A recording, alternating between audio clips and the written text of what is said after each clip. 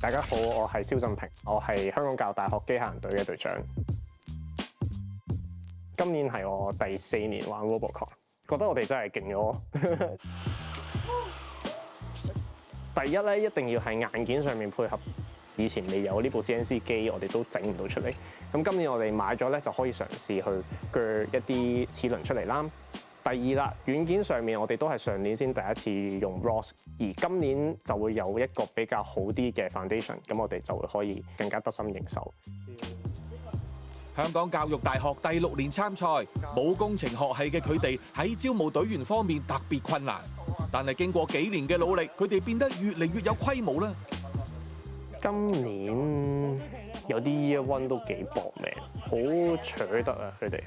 例如可能前一晚做到2、3點咁樣，第二朝可能5、6點已經開始起身啦，已經又話要做啦咁樣。有幾位 programming 都相當之犀利嘅，本身佢哋已經有啲 programming 底啦，咁佢哋要 pick up 起上嚟，咁佢哋好簡單學一學就已經識。其實我喺上嚟教育大學之前啦，我都有睇過 RoboCon 嘅。咁我當然我都見過教育大學以前啲機啦。我唔會話佢哋啲機係好勁啊，我唔會咁樣捧嘅。但係作為一個局外人啦，當陣時我係會見到佢哋喺1年之內突然之間由電轉升到去用其他件，跟住又用其他件嘅時候又開始玩 3D print。每一年我都會見到佢哋係邊啲位進步咗。而今年啦，我都會話佢哋其中一個最大嘅突破就係嗰個底座啦。你要佢一路行，同埋都可以一路自己咁樣去 rotate， 點用呢個過程啦去 control 到佢。其實呢個都係一個 mathematics control theory 嘅嘢，我哋都係要諗啲心機去度出嗰個 formula 先至可以去編程。呢一刻你最困難、最大遇到嘅問題係乜嘢？OK， 我講真啊，真係瞓唔夠覺啊！佢2個人係咯，走唔到。下一步 AutoPath。呢班有心有力嘅新隊員為團隊注入咗新力量，當中一定要提有豐富機械人比賽經驗嘅 Percy。咁我係 Percy， 我係今年 Edu Robotics 嘅 Game Field Member。我由中3開始玩機械人比賽啦，我覺得 RoboCon 可以提供到一個好好嘅平台俾我哋去到比較下我哋自己同埋進步咯。Percy 憑住佢過往比賽累積嘅經驗，為團隊設計咗呢個氣動拍波裝置。上面呢個部分咧，大支啲嘅氣桿咧，就係用嚟做主要拍打一個籃球裝置，就令到佢有足夠嘅力做翻個回彈啦。因為其實今年個場地係木板嘅，甚至係中間係空心嘅，咁就會更加需要更加大嘅力度去到做翻一個拍波嘅動作咯。較大嘅準老師喺屢敗屢試中學習，即使比賽贏面低，但絕對唔會氣餒，因為超越自己先係重點。想攞獎係其中一個目標，但係更加大嘅就係超越自己咯。例如我以前喺中學啦，係偏寫 program 為多嘅，但係我上到嚟大學之後，我基本上冇寫過 program， 我係畫 3D 圖、砌呢啲咁嘅機件、整氣動嘅嘢，係以前好少接觸咯。相信大家都一直留意到有張氣展床喺度鬱鬱癢癢，究竟佢同機械人比賽有咩關係呢？呢個咧係我哋今年最新研發嘅氣動裝置嘅一部分啦，佢係負責學防禦。睇先，有個型啲嘅名嘅，要極度詳細以及浮誇。喂，呢個多層式動能轉移泡棉網絡。R2 其實我哋採取個策略，其實就係諗住將個氣展床擺上部 R2 度，咁好簡單一大塊氣展咁樣，咁就希望可以擋到啲波咁樣咯。咁所以主要係一部負責進攻，一部負責防守。你哋冇聽錯啊！佢哋真係打算用氣展床去做防守啊！當一充氣嘅時候咧，就可以延伸成為一個裝甲板。第一，佢延伸得快啦；第二就係佢嘅強度都高嘅。咩？其實好勁，你試下。我話唔覺啦。其實我2米3咁樣。喂，其實係睇唔到。我遮住個籃喎。因為我哋都自己實測過啦，我哋用啲籃球自己抌過去，都擋得住大多數，而且佢本身嘅重量亦都比較低。即係佢除咗係真係實質擋波之外，仲有擋 cam。人哋 team camera 望到個籃，即刻有一條數先至可以射到波噶嘛。咁我哋遮住嘅話，都算係一種戰術嘅所在。有冇啊？噴前好多喎！如果你呢個係，你呢度太鬆啦，你條 bell。每年 RoboCon 嘅賽規都挑戰參賽者嘅技術同創意，對較大一班自學嘅隊員嚟講，真係關關難過關關過。入到籃，可能對於其他隊嚟講係好平常嘅一件事，但係對於 Edu 嚟講，對於我哋 Robotics Team 嚟講，都算係一個超越咗自己嘅第一步。唔想輸得咁肉酸咯，呢個係，即係我覺得，即係年年係有進步，但係我都係好想即係繼續做好啲，同埋好想見到我哋教大係，即係喺我哋個 team 度係有未來。嗰個未來嘅畫面係點嘅？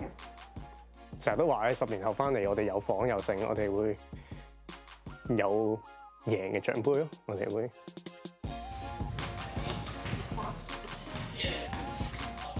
佢真係好勁，真係我哋要奮起直追。差距一定有嘅，咁追得到幾多唔係幾多。我哋唔會俾個藉口自己，我哋就係冇呢啲咁嘅資源，冇呢啲咁嘅嘢㗎啦，我哋就停喺度啦。我哋一定係咬住上頂硬上㗎啦。勝負係好緊要，但係諗下我哋行咗幾多先？我哋已經行咗都好遠啦，喺有限嘅時間入面。今年贏唔到就下年繼續打，一定係繼續打落去㗎啦，我哋冇得停㗎啦。張台真係有用嘅。過去2集深入了解咗一班參賽者嘅技術同戰術。就係揾你爆 R1啦。點樣爆啊？點做啊？可能你就係周圍走咯。非常之誇張，非常之開心。係啊，真係第一次見，真係。爭好遠你嗰個速度。一眾 RoboCon 參賽者面對咁具挑戰性嘅賽規，究竟會發生咩事呢？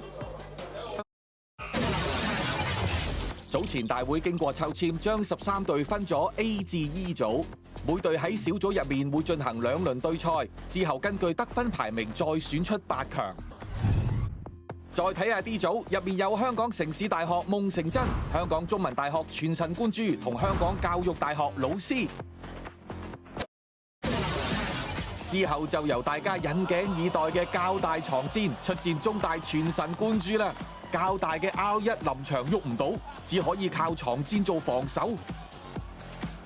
懷疑張床真係有震攝到中大，令中大僅僅以6-0完場。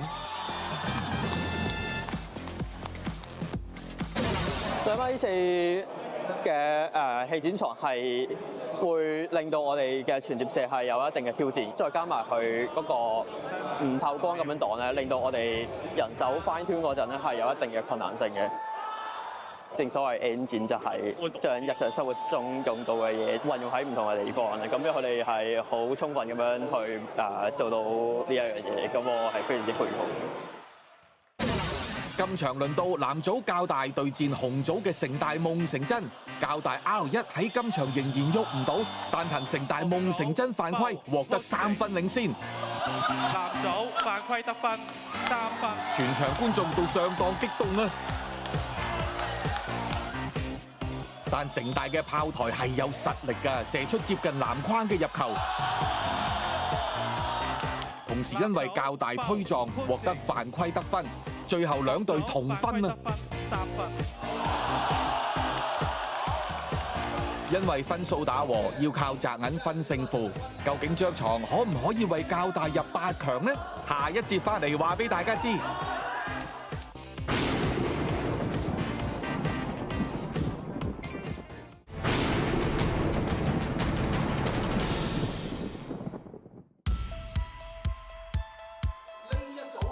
上回講到，較大同城大夢成真喺小組賽同分，需要擲銀去分勝負，最後由藍隊較大勝出。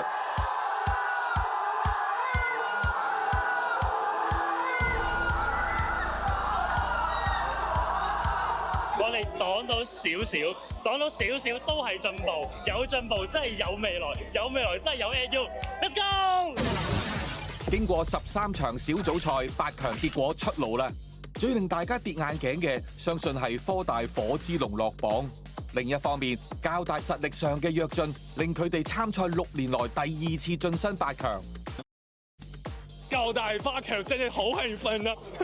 依家唔得閒，因為要執部機做第3場 game。我玩咁多場 RoboCon 以嚟第一次玩第2輪。叫咗準決賽嗰2隊出去 stand by 先。好。最後一場8強賽事由中大迎難而上對戰較大老師，靠住將闖入8強嘅老師，睇嚟泄咗道氣喎。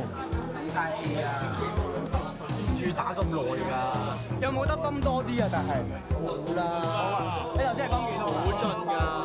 張床都冇諗過自己可以行到咁遠啊！即刻睇下佢捱唔捱到呢場160秒嘅8強賽啦！你都見到咧，我哋最有價值床褥咧，亦都翻出嚟啦。較大嘅床墊順利充氣，努力企喺迎難而上2隻機械人中間，唔俾佢哋傳波。但中大嘅升降機完全不受威脅，連環入球。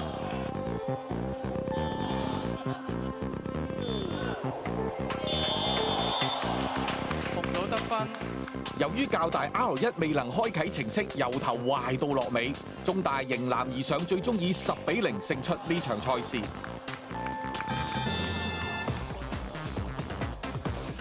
較大嘅能力同創意係有目共睹嘅，今年雖敗猶榮啦。